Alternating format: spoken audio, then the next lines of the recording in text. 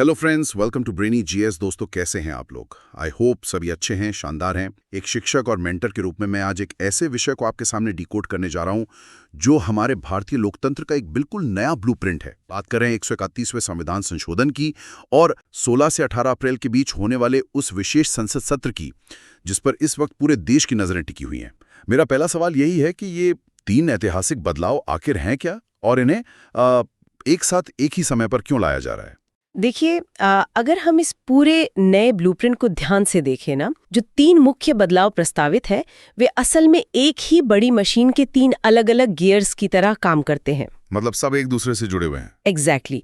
पहला गियर है लोकसभा का महाविस्तार, यानी सीटों की संख्या में एक बहुत बड़ी वृद्धि। दूसरा है नया परिसीमन, जिसे हम डीलिमिटेशन कहते हैं, जी। जो इन नई सीटों की सीमाओं और उनके भौगोलिक आकार को फिर से तय करेगा। और तीसरा बदलाव, जो इन सब का एक बहुत बड़ा कारण भी है, वो है नारी शक्ति वंदन अधिनियम। यानी महिलाओं के लिए 33% आरक्षण। बिल्कुल सही। ये तीनों अलग अलग बिल जरूर दिखते हैं, लेकिन ये एक दूसरे पर पूरी तरह से निर्भर हैं। जरा सोचिए, जब तक लोकसभा में नई कुर्सियां नहीं लगेंगी तो नया परिसीमन कैसे लागू होगा? हाँ, और जब तक परिसीमन के जरिए नई सीटें तय नहीं होंगी, तब तक महिलाओं को 33% आरक्षण देने के लिए अतिरिक्त जगह कहाँ से आएगी? सही बात है। इसीलिए इस पूरे ढांचे को एक साथ समझना बहुत जरूरी है। चलिए इसे थोड़ा और आसान भाषा में बारीकी से समझते हैं। मैं एक क्लासरूम का बेहतरीन रोजमर्रा का उदाहरण देता हूँ। मान लीजिए एक स्कूल है। शुरुआत में उस स्कूल में कम बच्चे थे, तो एक छोटी सी बिल्डिंग से काम चल जाता था। बिल्कुल। लेकिन अब 50 साल बाद इलाके की जनसंख्या बढ़ गई है, बहुत सारे नए छात्र आ गए हैं। तो क्या आप उन ज्यादा छात्रों को उसी पुराने छोटे से कमरे में बिठा सकते हैं? बिल्कुल नहीं, जगह ही नहीं होगी। एग्जैक्टली। आपको स्कूल की बिल्डिंग बड़ी करनी ही पड़ेगी। ठीक यही लॉजिक हमारी संसद पर लागू होता है। बढ़ती जनसंख्या के अनुपात को सही ढंग से संतुलित करने के लिए ही हमें नए संसद भवन यानी सेंट्रल विस्टा की जरूरत पड़ी। बिल्कुल सही उदाहरण दिया आपने। और अगर हम ऐतिहासिक सफर के आंकड़े देखें ना, तो वर्तमान स्थिति कुछ ऐसी है। 104वें संशोधन द्वारा 2 एंग्लो इंडियन सीटें हटाने के बाद वर्तमान क्षमता 550 है और कार्यरत सांसद अभी 543 हैं। लेकिन भविष्य का जो प्रस्ताव है वो सीधे 850 सीटों का है। ये बहुत बड़ा उछाल है। बहुत बड़ा। और इस विशाल संख्या में से 815 सीटें राज्यों के लिए होंगी और 35 केंद्र शासित प्रदेशों यानी यूनियन टेरिटरीज के लिए होंगी। जी। अब देखिए, ये एग्जाम में बहुत इंपॉर्टेंट है। जो भी स्टूडेंट्स इस विषय को पढ़ रहे हैं, उन्हें ध्यान देना चाहिए कि जब इतना बड़ा बदलाव होता है तो संविधान के कई अनुच्छेदों में एक साथ संशोधन करना पड़ता है। एग्जैक्टली। और यही इसका तकनीकी हिस्सा है। हाँ, मैंने जब इस ड्राफ्ट को पढ़ा तो आर्टिकल 81 और 82 का बदलना तो मुझे समझ में आता है जी, क्योंकि वो सीधे सीटों की संरचना से जुड़े हैं। लेकिन आर्टिकल 55 देखकर मैं थोड़ा कंफ्यूज हो गया। मतलब वो तो राष्ट्रपति चुनाव की प्रक्रिया से जुड़ा है ना। सीटों के बढ़ने से राष्ट्रपति चुनाव के गणित का क्या लेना देना? ये बहुत ही शानदार और तकनीकी सवाल है, और अक्सर लोग ना इसी बिंदु को नजरअंदाज कर देते हैं।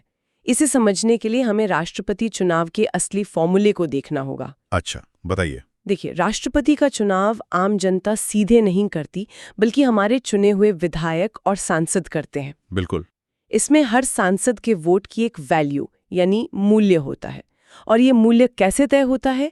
देश के सभी विधायकों के वोटों के कुल मूल्य को सांसदों की कुल संख्या से भाग दिया जाता है। डिवाइड किया जाता है। हाँ, अब जरा गणित लगाइए। अगर सांसदों की संख्या अचानक 543 से बढ़कर 850 हो जाती है। अरे हाँ, डिनोमिनेटर बढ़ जाएगा। एग्जैक्टली।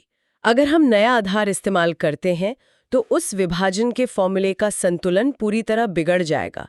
एक सांसद के वोट का मूल्य अचानक बहुत कम हो जाएगा। अच्छा, तो इसीलिए उसे बैलेंस करने के लिए संशोधन चाहिए। बिल्कुल।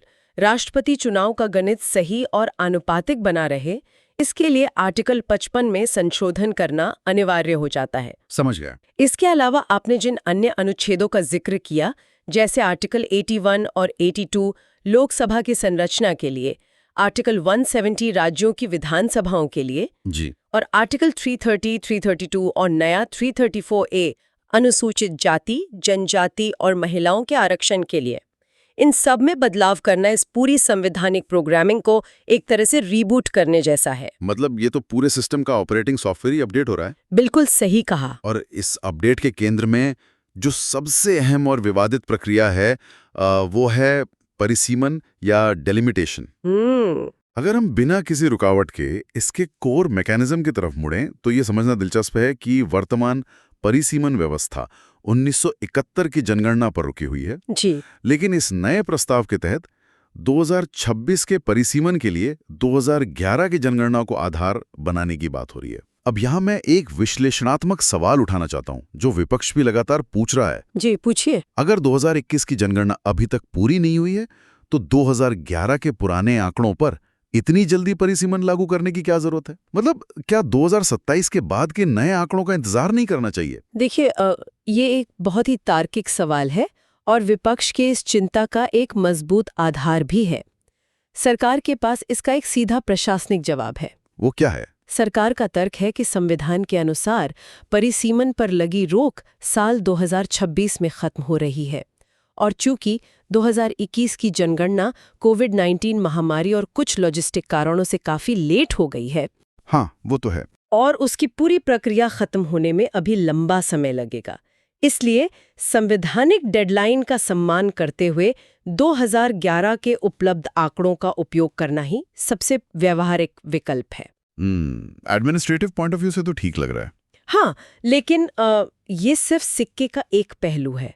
अगर हम इस पूरे परिदृश्य को जरा गहराई से देखें तो असली कहानी केवल प्रशासनिक समय सीमा की नहीं है। तो असली कहानी क्या है? असली विवाद एक ऐसे जनसांख्यिकीय मुद्दे से जुड़ा है जो भारत की राजनीति का सबसे संवेदनशील तार है और वो है उत्तर बनाम दक्षिण भारत की डेमोग्राफिक्स। यहाँ से पूरा गणित और भी पेचीदा हो जाता है। और देखिए, यहाँ स्टूडेंट्स गलती करते हैं। बिल्कुल। वो सोचते हैं कि परिसीमन का मतलब सिर्फ इतना है कि संसद बड़ी हो रही है तो हर राज्य को थोड़ी थोड़ी और सीटें मिल जाएंगी, सबको बराबर फायदा होगा। जबकि हकीकत इसके बिल्कुल उलट है। एग्जैक्टली। हमारे सोर्सेज में एक बहुत ही स्पष्ट कोट दिया गया है, जिसने उत्तर भारत जीत लिया उसने पूरी लोकसभा जीत ली। दक्षिण भारत के राज्यों के अंदर एक गहरा डर बैठ गया है कि वे राजनीति में हाशिए पे चले जाएंगे। ऐसा क्यों हो रहा है? ये उत्तर बनाम दक्षिण का क्या मुद्दा है? ऐसा इसलिए हो रहा है क्योंकि 1971 से 2011 के बीच भारत के इन दोनों हिस्सों ने जनसंख्या वृद्धि के मामले में बिल्कुल अलग ट्रैक पकड़े हैं। अच्छा। जब 1970 के दशक में केंद्र सरकार ने जनसंख्या नियंत्रण की नीतियां लागू की तो दक्षिण भारत के राज्यों जैसे तमिलनाडु, केरल, कर्नाटक और आंध्र प्रदेश ने इसे एक मिशन की तरह लिया। उन्होंने कंट्रोल किया। बिल्कुल। उन्होंने शिक्षा, स्वास्थ्य में भारी निवेश किया और अपनी जनसंख्या को सफलतापूर्वक स्थिर कर लिया। लेकिन दूसरी तरफ इसी समय में उत्तर भारत, विशेषकर यूपी, बिहार, मध्य प्रदेश और राजस्थान जैसे राज्यों की जनसंख्या में एक बहुत भारी वृद्धि हुई। तो इसका परिसीमन से क्या लेना देना? देखिए, परिसीमन का मूल सिद्धांत क्या है? यही कि सीटें सीधे तौर पर जनसंख्या के अनुपात में बांटी जाती हैं। अरे हाँ, मतलब जहां ज्यादा लोग वहां ज्यादा सीटें। एग्जैक्टली। इसका गणितीय परिणाम ये होगा कि नई और बढ़ी हुई सीटों का सबसे बड़ा हिस्सा उत्तर भारत के राज्यों के खाते में चला जाएगा। मतलब जो दक्षिण के राज्य हैं उन्हें स्पष्ट रूप से ऐसा लग रहा है कि ये उनके लिए जनसंख्या नियंत्रण की नीतियों का पालन करने की सजा है। बिल्कुल सही कहा आपने। उन्होंने देश हित में अपनी आबादी रोकी और अब राष्ट्रीय स्तर पर उनकी आवाज कमजोर की जा रही है। दक्षिण के राज्यों का यही मुख्य तर्क है। उनका कहना है कि इस परिसीमन से उन राज्यों को इनाम मिल रहा है जो राष्ट्रीय नीतियों को लागू करने में विफल रहे। जरा जमीनी हकीकत की कल्पना कीजिए। अगर अकेले उत्तर प्रदेश की सीटें वर्तमान 80 से बढ़कर 150 के पार हो जाती हैं। बाप रे, 150 प्लस। हाँ, और दक्षिण के राज्यों की सीटों में केवल मामूली सी वृद्धि होती है तो राष्ट्रीय स्तर पर दक्षिण की राजनीतिक आवाज बहुत कमजोर हो जाएगी। किसी भी महत्वपूर्ण राष्ट्रीय नीति को पास कराने के लिए दक्षिण के सांसदों की अहमियत घट सकती है। ये तो बहुत गंभीर बात है। जी, ये सिर्फ सीटों का बढ़ना नहीं है, ये सत्ता का स्पष्ट रूप से उत्तर की ओर खिसकना है। और इसका सीधा असर हमारे सत्ता संतुलन और चुनाव जीतने की रणनीतियों पर पड़ेगा। मतलब जो दल उत्तर भारत में मजबूत हैं, उनके लिए सत्ता का रास्ता बहुत आसान हो जाएगा। ऐसा लगता तो है। लेकिन क्या सच में 850 सीटों वाले सदन में चुनाव जीतना इतना आसान होगा? अगर हम बहुमत के नए गणित का विश्लेषण करें तो पुरानी व्यवस्था में 543 सीटों में से बहुमत का आंकड़ा 272 था। करेक्ट। लेकिन अब नए ब्लूप्रिंट में सुरक्षित लक्ष्य 475 के पार चला जाएगा। और यहीं पर इस पूरे ब्लूप्रिंट का सबसे बड़ा रणनीतिक प्रभाव सामने आता है। राजनीतिक विश्लेषकों का मानना है कि किसी भी एक राजनीतिक दल के लिए अपने दम पर 475 से ज्यादा सीटें जीतना एक भयंकर चुनौती होगी। बिल्कुल, भारत जैसे विविध देश में। हाँ, जहां हर 100 किलोमीटर पर भाषा और चुनावी मुद्दे बदल जाते हैं, एक ही पार्टी का इतने बड़े पैमाने पर क्लीन स्वीप करना व्यावहारिक रूप से लगभग असंभव है। तो इसका नतीजा क्या होगा? इसका सीधा अर्थ ये है कि हम भविष्य में एक बार फिर गठबंधन सरकारों का नया दौर वापस आते हुए देख सकते हैं। अच्छा, मतलब कोalition गवर्नेंस। एग्जैक्टली, वो दौर जहां क्षेत्रीय दलों की भूमिका फिर से किंग मेकर की हो जाएगी। अगर उत्तर भारत से किसी पार्टी को भारी सीटें मिल भी जाती हैं, तब भी 475 का जादुई आंकड़ा छूने के लिए उसे दक्षिण या पूर्व के मजबूत क्षेत्रीय दलों से हाथ मिलाना ही पड़ेगा। एक बहुत ही शानदार बिंदु है।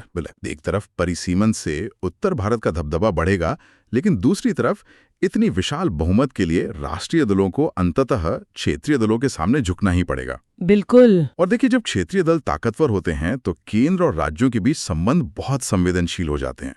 और हम देख रहे हैं कि केंद्र राज्य तनाव अभी से उभर कर सामने आ रहा है। जी बिल्कुल आ रहा है। उदाहरण के लिए हमारे सोर्सेज में नवंबर 2025 के एक प्रस्ताव का विशेष जिक्र है, जिसमें चंडीगढ़, जो कि एक यूनियन टेरिटरी है, उसे संविधान के आर्टिकल 240 के दायरे में लाने की बात कही गई है, जिसका पंजाब सरकार ने बहुत कड़ा विरोध किया है। क्या आप हमारे श्रोताओं को समझा सकती हैं कि ये आर्टिकल 240 क्या है और पंजाब को इससे क्या समस्या है? देखिए, ये केंद्र और राज्य के बीच अधिकारों की लड़ाई का एक बहुत सटीक उदाहरण है।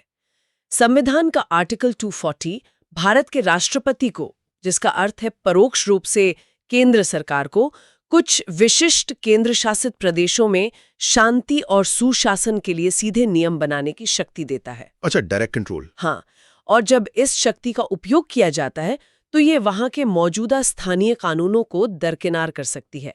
अब चंडीगढ़ की स्थिति बहुत जटिल है, क्योंकि वो पंजाब और हरियाणा दोनों की संयुक्त राजधानी है। करेक्ट। अगर केंद्र सरकार आर्टिकल 240 का इस्तेमाल करके चंडीगढ़ पर सीधा अपने नियम थोपती है, तो पंजाब सरकार इसे अपनी लोकतांत्रिक स्वायत्ता पर एक सीधा हमला मानती है।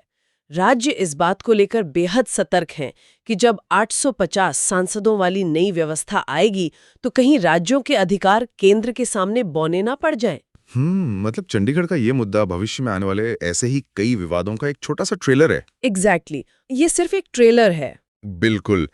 और जब भी किसी बड़े ढांचे में बदलाव होता है तो पुरानी और नई व्यवस्था के बीच घर्षण होना स्वाभाविक है। जी, ये सब सुनने में राजनीतिक रूप से काफी तनावपूर्ण लगता है, लेकिन चलिए अब इस महाविस्तार के सबसे बड़े और सकारात्मक उत्प्रेरक की तरफ स्मूथली ट्रांजिशन करते हैं। बिल्कुल।